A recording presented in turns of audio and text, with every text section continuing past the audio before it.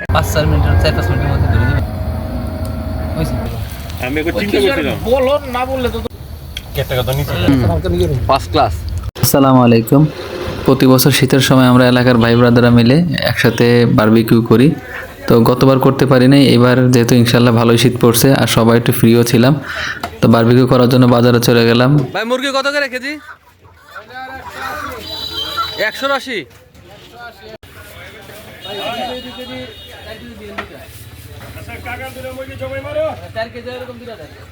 আমাদের এই বারবিকিউটা ডিফারেন্ট থাকে, সেটার কারণটাও বলতেছি আপনাদেরকে। এই যে দেখতেছেন, এই এলাকাটা আসলে সব চারপাশেই মোটামুটি বলতে গেলে কবরস্থান। তো ছোটোবেলায় যখন এখানটাতে আসতাম, আসলে দিনের বেলা আসতে ভয় লাগতো, এখন অনেকটা পরিষ্কার হয়ে গেছে। আর কবরস্থান তো পবিত্র জায়গা, বাট তারপর আমরা ভয় পাই যেহেতু এখানে অনেক বেশি গাছপালা ছিল, ওগুলো পরিষ্কার হয়ে গেছে। ইভেন এখানে দিনের বেলা তো শেয়াল দেখা যায়।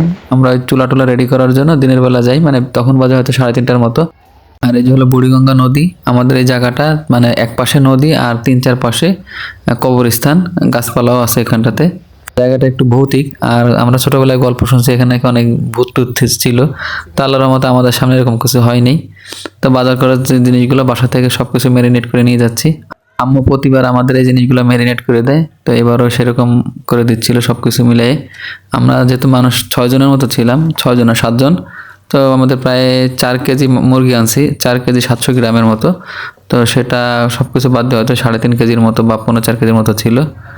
সন্ধ্যা 7টার দিকে আমাদের কার্যক্রম শুরু করে দিই।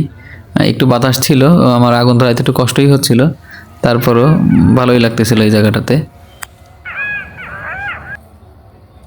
আগ থেকেই শিয়াল ডাকাটাকে শুরু করছে এখানটাতে।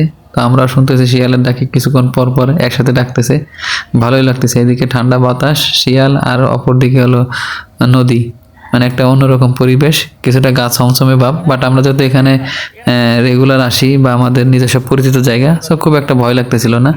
আমরা আসলে সবসময় এনজয় করি। আর আমরা সবসময় বারবিকিউর সাথে আলুটাও রাখি। তো এবার আমরা একটা ভুল করে ফেলি, যে নতুন আলু দেখে লোভ সামলাতে পারিনি, নতুন আলু নিয়ে আসি। কিন্তু ওটাই আমাদের আসলে একটা বিপত্তির কারণ হয়েছে। এত লং টাইম ধরে ওটা চুলার উপর রাখছি, কিন্তু ওটা সিদ্ধই হয় না। পাতলা করার পরেও ওটা ভিতরে কসকস আছে। তো আরিফ ভাইয়ের ফাঁকে দেখে কি এসে মজা করতেছে, যে মোম দিয়ে কলা গাছের সাথে ই করে রাখতেছে। কলা গাছের অবশ্য ক্ষতি হয়নি, বাট জিনিসটা লুকটা ভালোই লাগতেছিল দেখতে দেখতে, একটা ভৌতিক পরিবেশ। আর জায়গাটা আসলে যে বললাম তখন, শিয়াল লাগতেছে, অন্ধকার, বাতাস, সবকিছু মিলে একটা ভৌতিক পরিবেশ। বেশি সময় লাগেনি, আধা ঘন্টার ভিতরেই মোটামুটি 2-3 পিস হয়ে যায়। তো ওটাই প্রথমে নিয়ে খাওয়া শুরু করলাম। সাথে ছিল নানও ছিল। যাই হোক, সাবির ভাই আস্তে আস্তে একটু দেরি করে ফেলে, আরিফ ভাই, রায়হান সবাই মিলে খুব মজা করে। সবাইকে অসংখ্য ধন্যবাদ।